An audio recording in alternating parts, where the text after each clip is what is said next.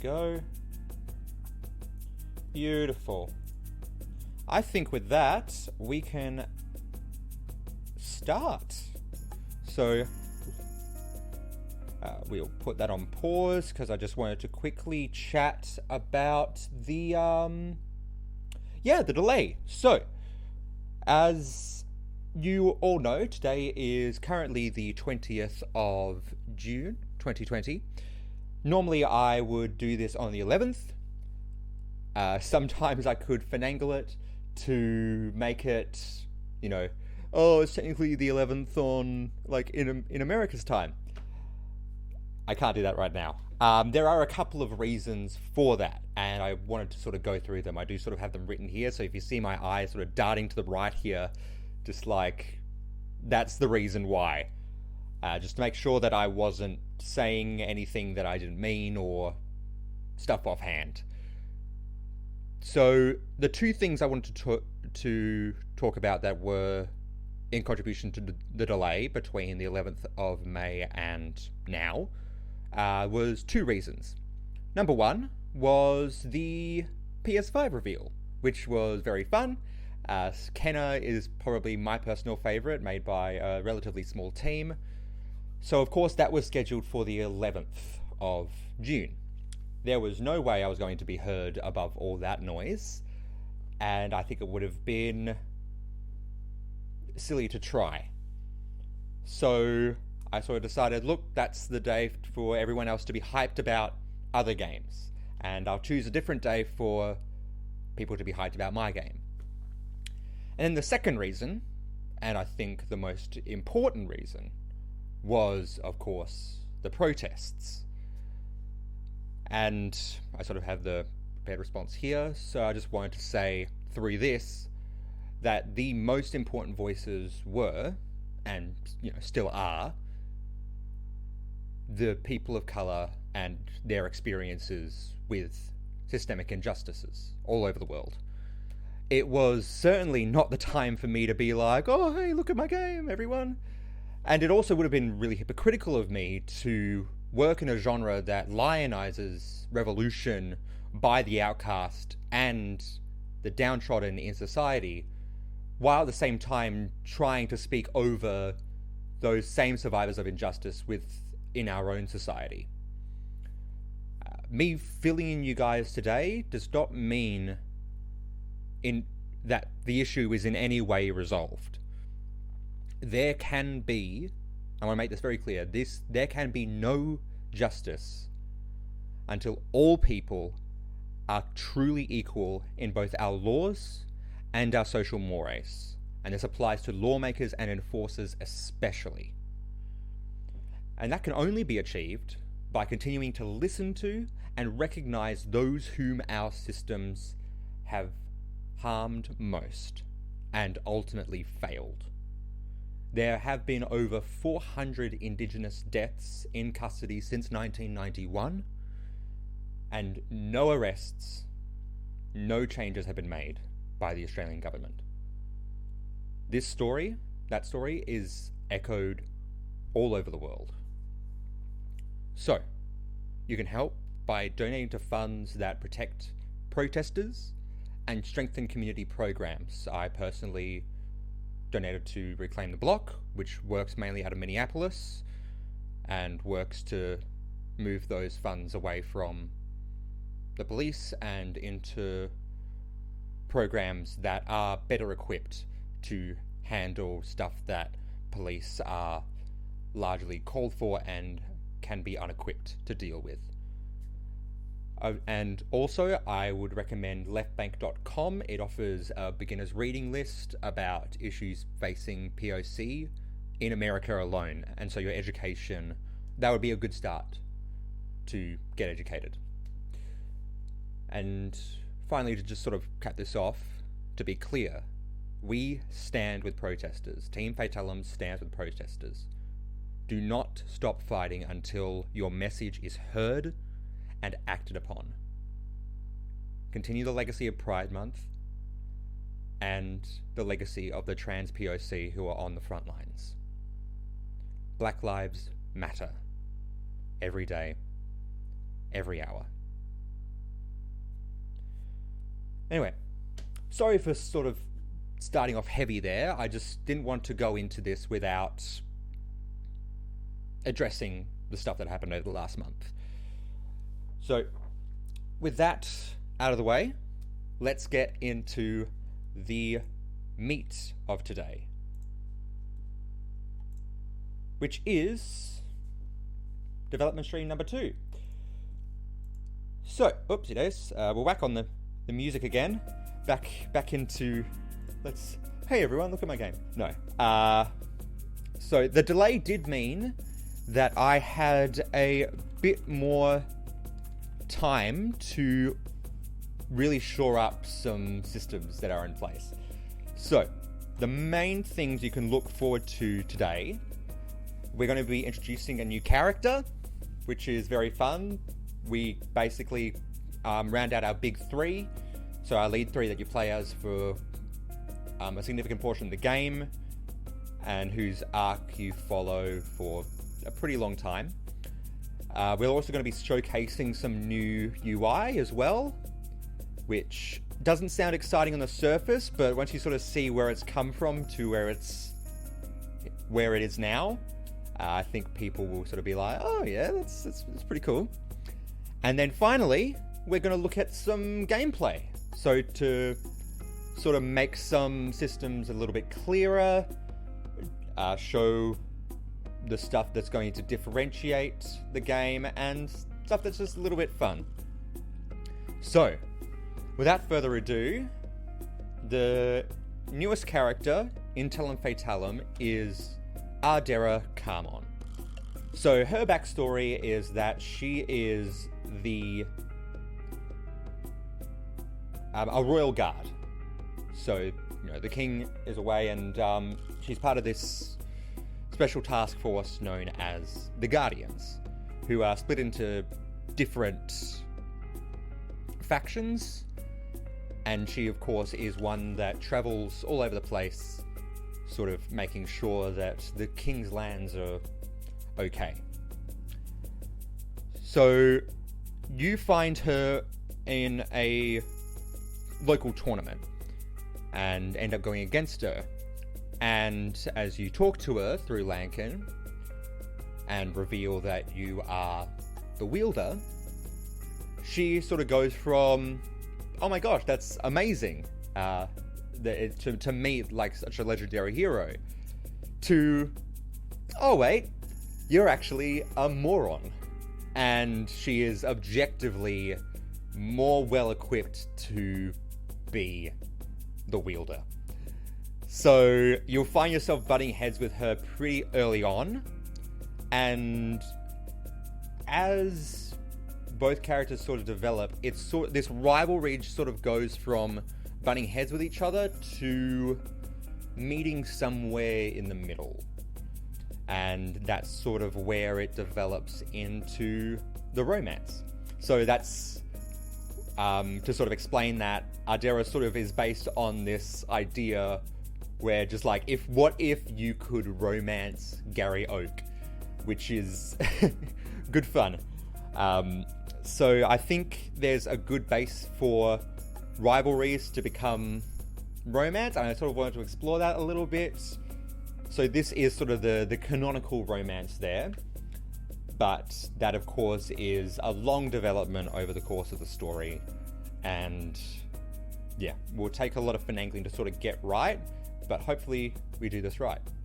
She's also just a really fun character to write, because of course she acts as a foil to Lankin. So where he's just sort of goofy, she's the one that's sort of like, let's get this done. Here's how we're going to do it. And also trying to balance that sense of duty with her own sense of justice is going to be a major core of her arc. Now, moving on from Ardera, we're going to also be looking at the new look for the UI. So this is what the look for the UI was before. This is fairly close to the standard you saw with the original.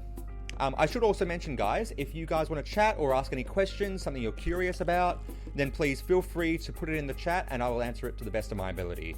Yeah, this is always back and forth. I love chatting to people during the stream, so don't even worry about, would I be bothering him? Does he sort of have a set thing? No, I am basically winging this.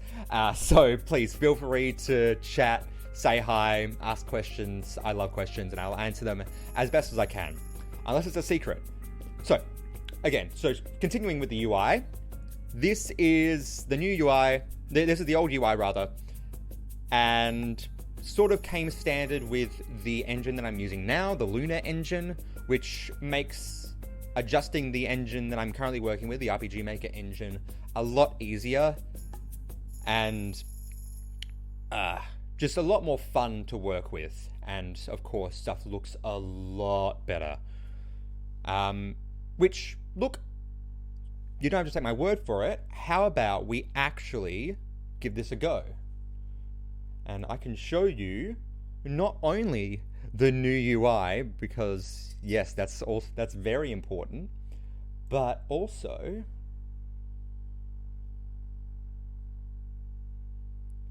I can show you the new systems in place.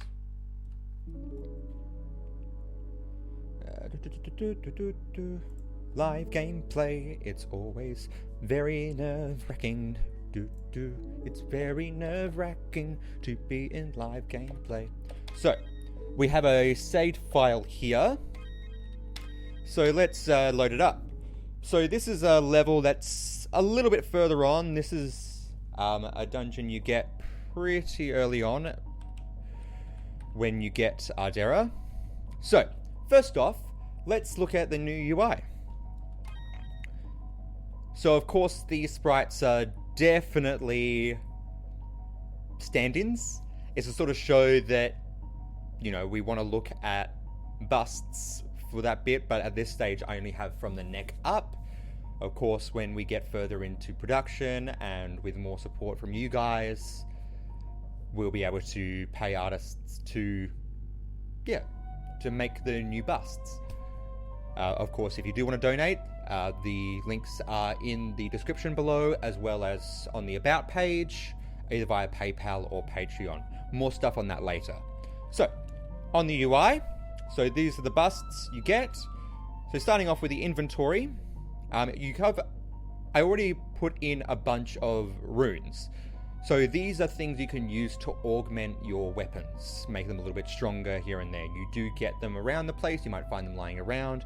You might see a guy selling them. It can vary. With the Turfling, because you can only equip the Turfling, that has a few more rune slots than your standard amount. Of course, we are looking into leveling this up, but don't take that as sacrosanct. We're still sort of working that in. So I reckon let's make it so he has a little bit more MP, a little bit more magic. For Ardera, let's make it so she has some more HP, because she's going to be our tank. So let's make that. And then with Nimbus's talons, let's make it so he has a little bit more strength. Cool. So that's all done for this, for the equipment. For the skills,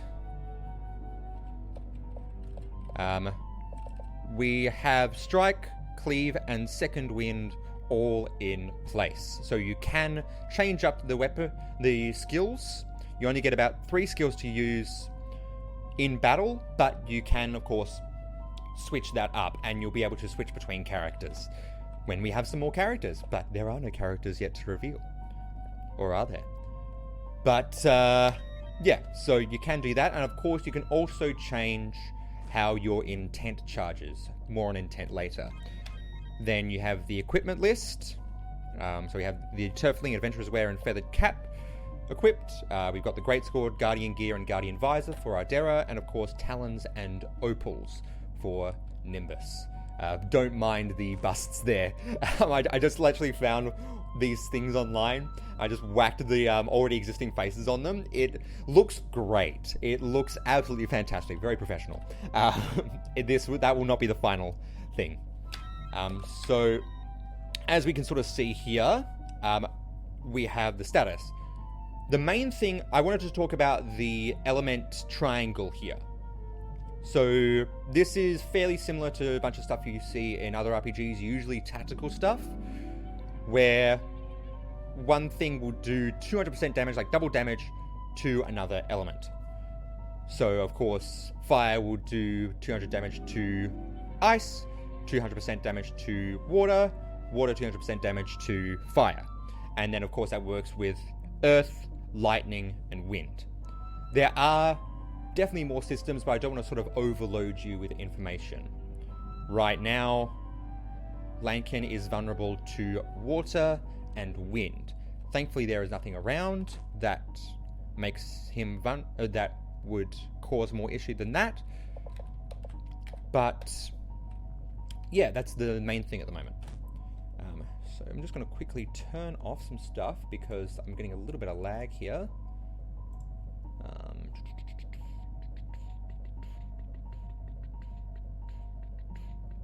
Bam. Cool. So, how about we go through and see what these guys can do?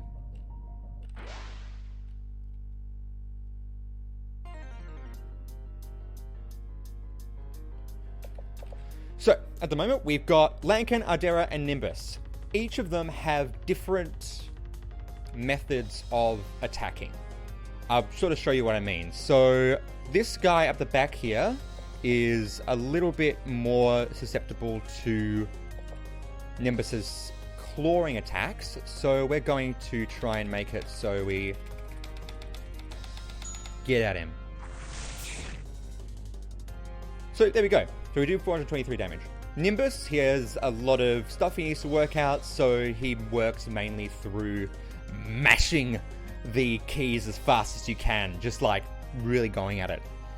Lankin, he is a bit more precise. He needs to land precise blows and do it at the right time. So of course, his whole thing is getting that. Whoop, too early. Oh, bugger.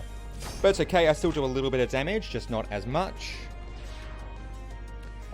And then, let's go for Ardera can learn Taunt. So basically now this means that any attack will be going through her. But this only applies to physical attacks. So of course that guy did some magic, and that he could do to anyone. We'll use Swoop on the Gibberer now. He has a little bit less. Bam. Easy done. And let's try Cleave again. Let's try and... So it's a bit hard when it's not been optimized. I'm trying to... trying to do that exactly on. Let's... no one's really needs some healing, so let's just charge straight in. Now with Ardera, because she is sort of the more tactical of the group, her whole thing is assessing the situation, seeing her options, and then going for it. And of course, this is reflected in how this is. So this won't start until you press the first button. So X, Z, X. X, Z, X. Bam. That's sort of how that all works. Let's go for a breath on the Magi. So his early ones are not really hard to do. They do get harder over time. So of course there is a natural progression with the development. You'll also notice that these animations are a little bit updated from last time. Yeah, that's also some fun stuff. Take a lot of influence from Pokemon on that grounds. It's yeah, that's good fun because they had very static sprites, and trying to move them as much as possible to make them feel alive was the big challenge. So, having a lot of fun with that right now. So, of course, at the end of all battles, you get 2 options. Celebrate and draw life. Draw life is how you get stuff like distilled life, which is basically the currency you use to get your skills and some other stuff. This also means that you will cure all your HP and MP, but you will also lose any intent points built up. So this is basically your limit gauge if you played any Final Fantasy. And yeah, that's all the drawback on that. You will also get much less XP from this. However, if you choose Celebrate, then you'll get all the XP that you would normally get. So we don't need to cure anyone at the moment, so let's just Celebrate.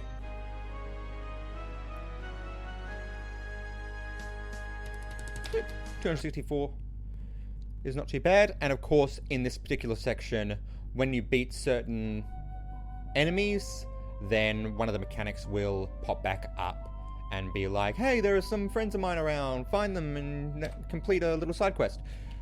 So that's good fun. Let's see if we can't make our intent go all the way up, so I can sort of show you what the dealio is with that. So we're going for the same enemies this time. Let's... I reckon we can get rid of this guy. Oop. Oh, bugger. That one's a hard one.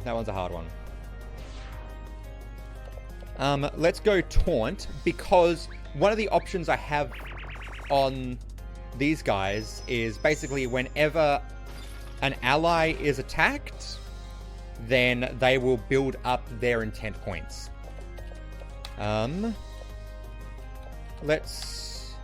Plummet has a very high critical rate, so I might make it so... Let's get rid of the Demon Skull, because the more he's out, the more he's going to buff people's defense. Okay, let's see if we can get this right. Good. There we go, done. And let's go charge on him. Okay, and Lankin... Yep, so he got a little bit of IP from there, and unfortunately, Nimbus is a little bit stunned, so he does not get a turn this round, which is a shame. That is a side effect of Icicle. It's not very powerful, but it can have a chance to stun, so that's a bit of a shame, but let's get rid of it. Lag. Because the Magi doesn't use any physical, there's no point in using Taunt on him, so let's just go straight for him.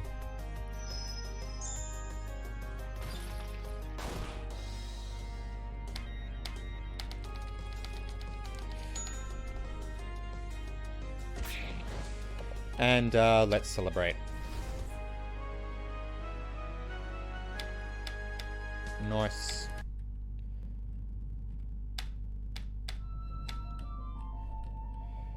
So, you got these guys around, and let's go for this one. So this should be the one that'll allow us to show off the intent. Ooh, this guy's good. So this guy will only do physical attacks, but very powerful ones. So let's go with Clement on the Demon Skull. And now Nimbus has intent. We'll use... Let's use just a basic strike on him. Of course, this particular guy is weak to slashing, so every enemy does have a weakness to a particular weapon type. It won't be full-on double damage, but it'll be like 1.5 times damage. So that's good fun. So let's go Taunt, because this guy is now going to attack Dara. So, now that we have the intent up, this is where the good stuff happens. You get a bonus to all of your stats, and item is replaced by the intent menu. So at this stage, you actually cannot use items while you are affected by intent. However, if you decide that you want to not do that, then hold back is an option. It'll take a little bit of your IP, reduce it down, and you'll be able to use items again. And of course, you will go earlier on the next round. Or we will use this. Scorched Earth. This one does not have an animation, but it sort of shows what intent can do. It has caused poison to the Demon Skull, which is good fun. And I think we'll get rid of that Ghost Beast. And Nimbus is still affected by intent, but he also won't be able to use that skill now. You won't build intent while you are affected by intent, if that sort of makes sense.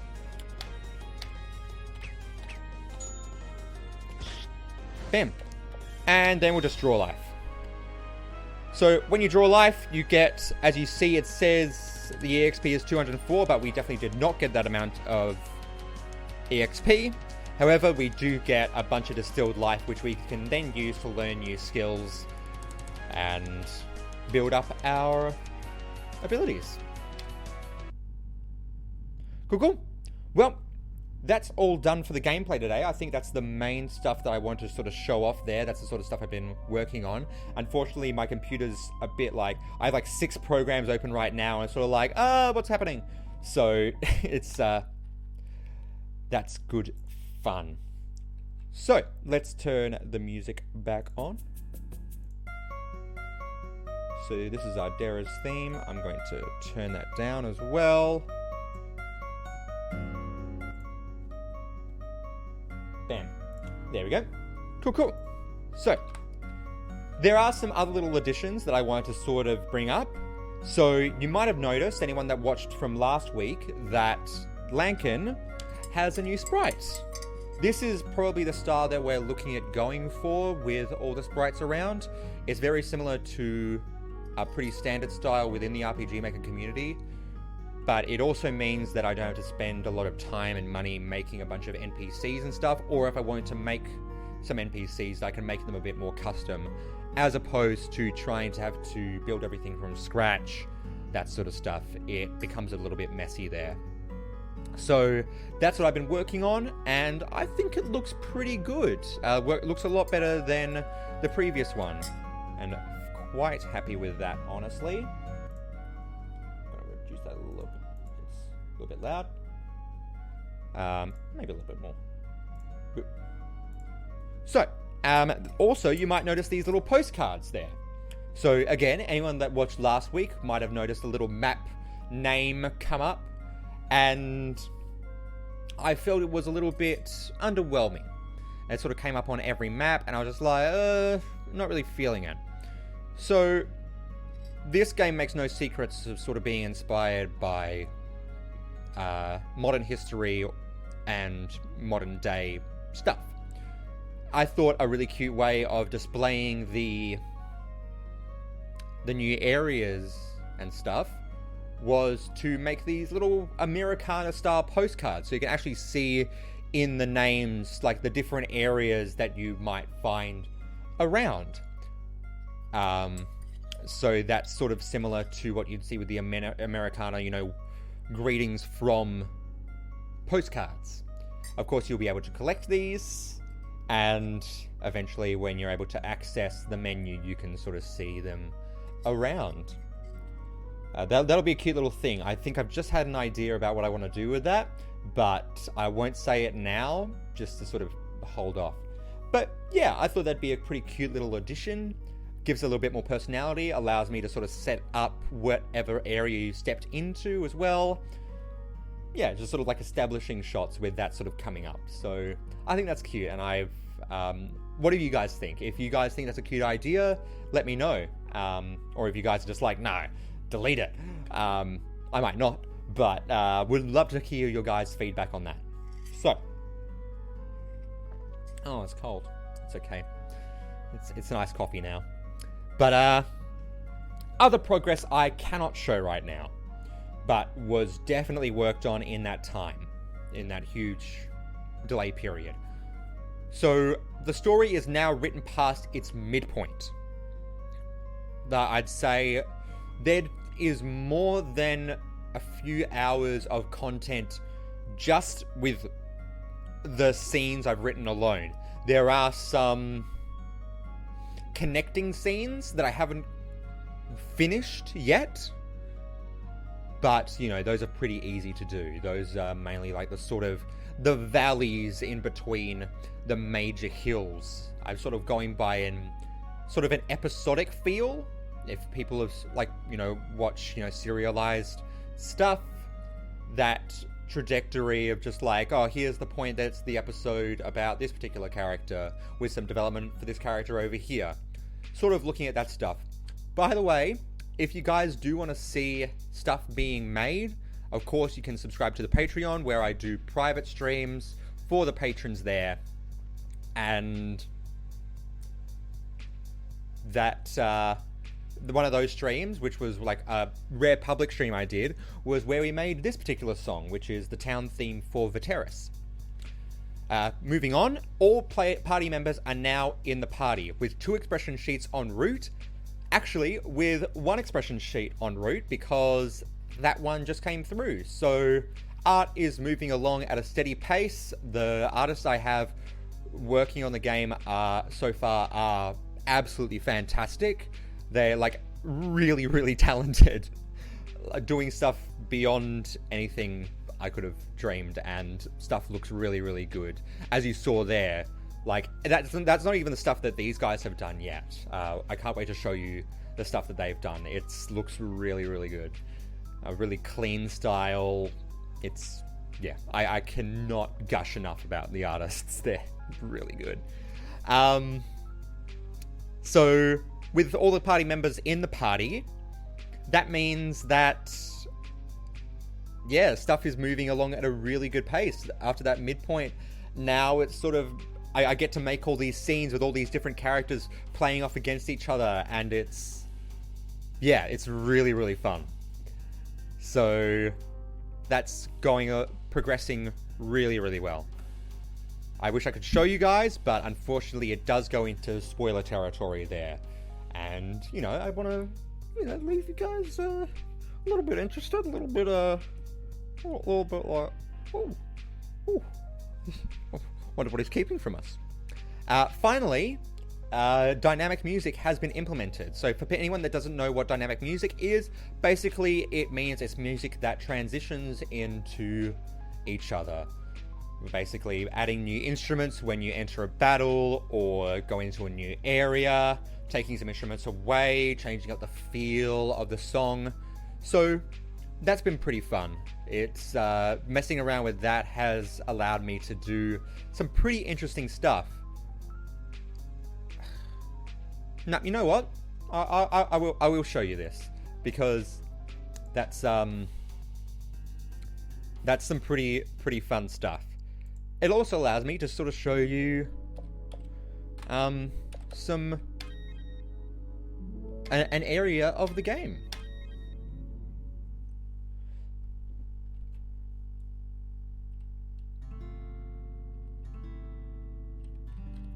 So this is Just Pack, which is sort of like your starting area village. So if we sort of turn it up here,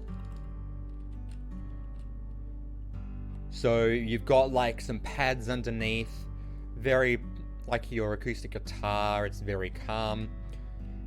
And if we start going into an area that's maybe a little bit more militaristic, because this area used to be a fort, then of course you'll start hearing stuff.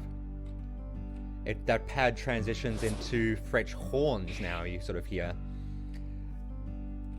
Of course, you can talk to the guys around here.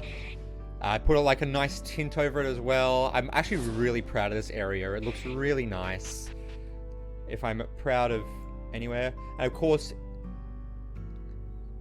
that'll transition back in Just back to the pads. And then there is another little instrument, some way I can show it off as well. That might be a little bit clearer to people that can't really hear the pads and stuff. So in the main sort of calm area, you have the clarinet. And if you move up into this area, it becomes a glockenspiel. So really smooth transitions. That is credit to a plugin from one of the community. The plugin's name is props to, where is it?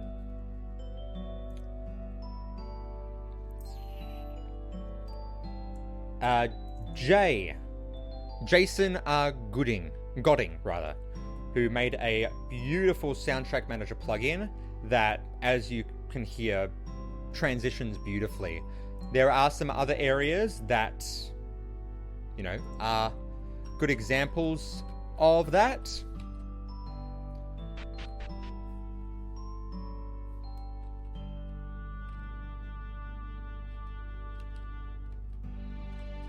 And of course strings and stuff. And if you want to hear what that sounds like, we'll go a little bit back. It goes from that to a peel guitar.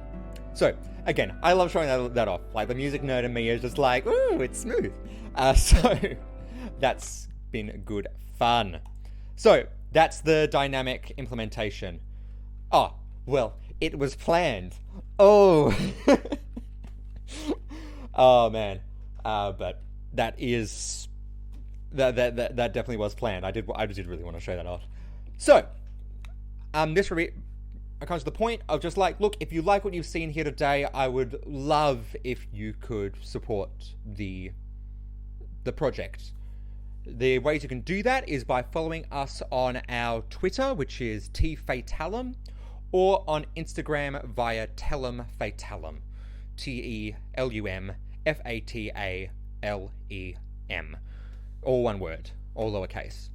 Of course, if you wanted to support us monthly, there is our Patreon, or you can do one-off payments through PayPal. Links are there, also in the About section on Twitch, and also in our on our social media accounts. That's what they're called, the social media accounts. Now, I did want to share some news about that. So, I have changed up the Patreon prices. Sort of looking at the scale, sort of looking at where we want to go, sort of looking at what sort of benefits and stuff we could offer, and was like, look, let's sort of even it out, make it a bit more accessible for a bunch more people. And yeah, there's a full post on the public page on Patreon that sort of goes into a bit more depth, is a bit more clear. But long story short, the prices have gone down to $3, $5, and $7 a month, respectively. And of course, all patrons now gain access to our Discord server. So if you want a direct line to us, then and if you wanted to chat about the project, you know, all that sort of stuff, then you can access our Discord. I was thinking of opening it up to, you know, the public, but of course that does leave it as a bit Wild Westy. I would sort of leave it to the patrons to sort of be like, look, do you feel that the Discord should be made public with a section for patrons, or just exclusive to patrons completely? So I'll leave that to you guys. I'll leave that to the audience. And one other thing I did want to mention is that all donations to our PayPal of $10 or more will count as a pre-order. So $10 or more is basically what we're thinking is the ballpark for this particular game. I don't think we'll go really any lower than that. $10 usually around $14.50 Australian, and that's sort of the same price as some pretty comparable projects around. Sorry, I'm just going to turn on the music as well. So all donations to our PayPal of $10 or to $10 US or more will count as a pre-order, and basically when it comes out, you will be sent the